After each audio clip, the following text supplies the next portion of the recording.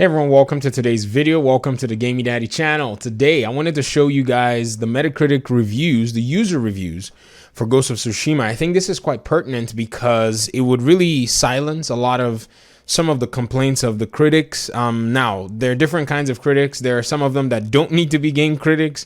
And then there's some that, do provide valid criticism. Now, I don't know if you guys know, as of yesterday, you could not review this game or put a Metacritic anything as a user because they said they wanted people to spend some time playing the game and then come back to review it starting at 12 p.m. Pacific Standard Time on July 19th, which is today.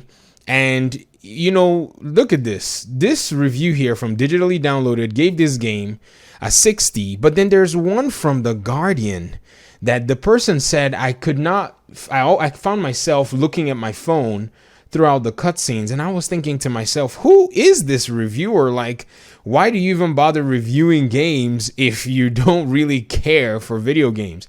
It's a challenge. You got to play a 40-hour game and then write an essay over it. There it is. Unlike Assassin's Creed, which always uses its total historical settings for its own eccentric stories, Ghost of Tsushima sticks so closely to the tropes and storylines of classic samurai fiction that it sometimes forgets to have a personality of its own. After I caught myself repeatedly checking my phone out of boredom during the story missions, I decided to abandon them entirely for a while and had a great time chasing foxes, bathing in hot springs, composing deeply average haiku, and climbing mountains in search of a legendary bow instead. This is the most beautiful version of Japan ever conjured in code, and when running errands and slashing Mongol spearmen to bits gets tedious, you can always just drink in the view.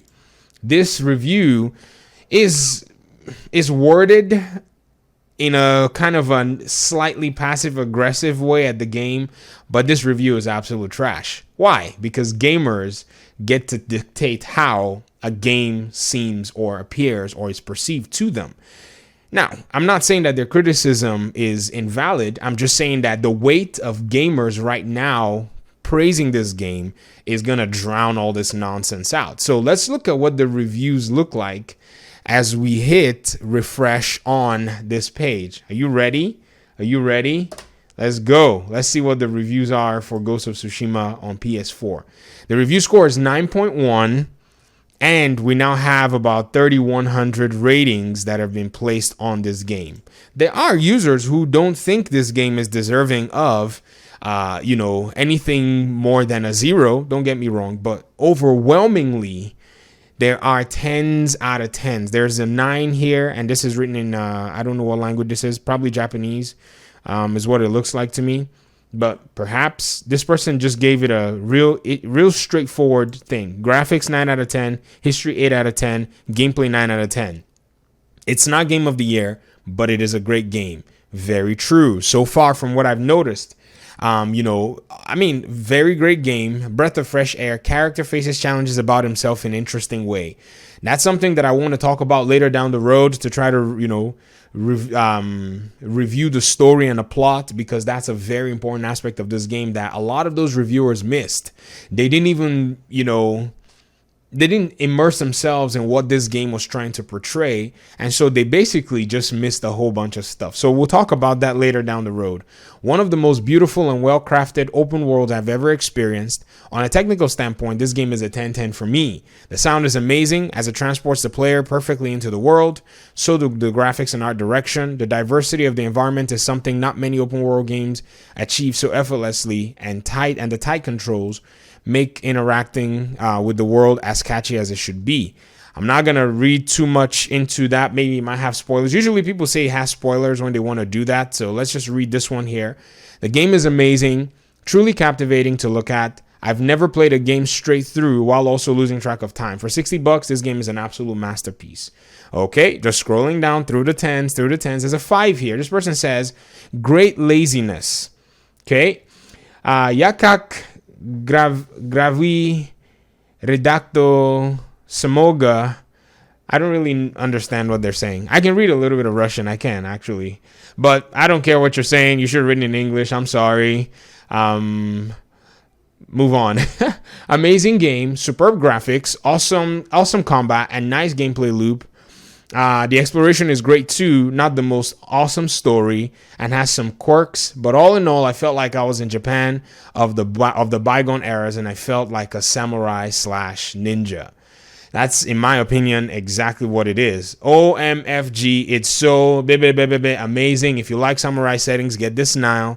Think Assassin's Creed like 3 in a Witcher 3 world of holy freaking yee. And photo mode. I mean, photo mode, question mark.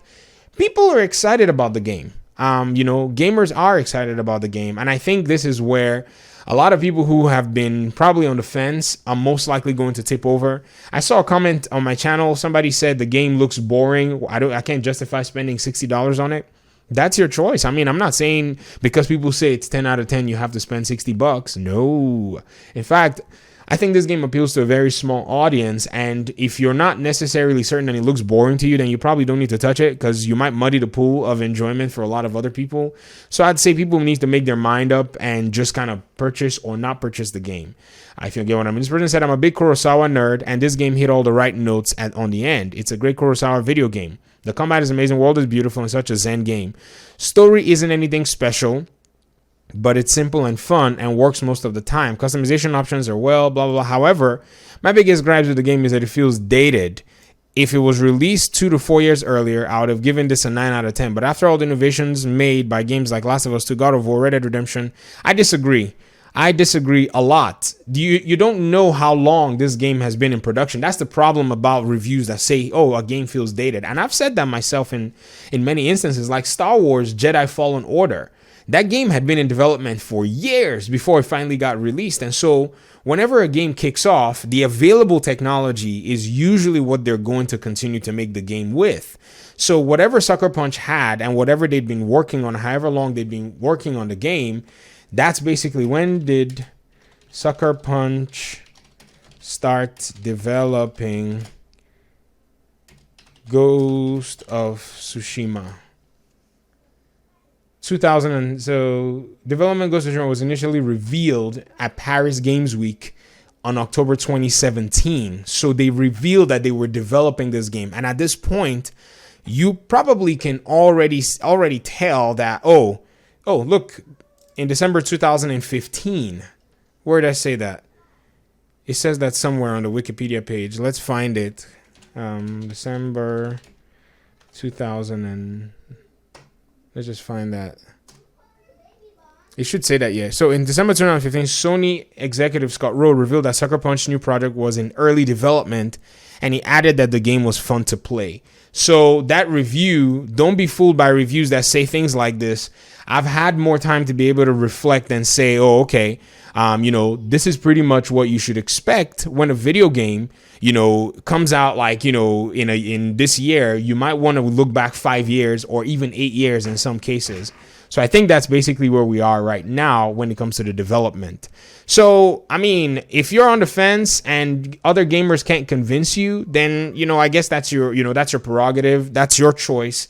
But reviews right now are looking really solid. I'm probably not going to put a review here, or maybe I will, just to, share my own thoughts. But I want to make sure I finish the game, but I'm taking my time. My review might not come for 2 weeks, and that's fine. I'm not in a hurry to beat the game. I'm not in a hurry to make all the videos about the game.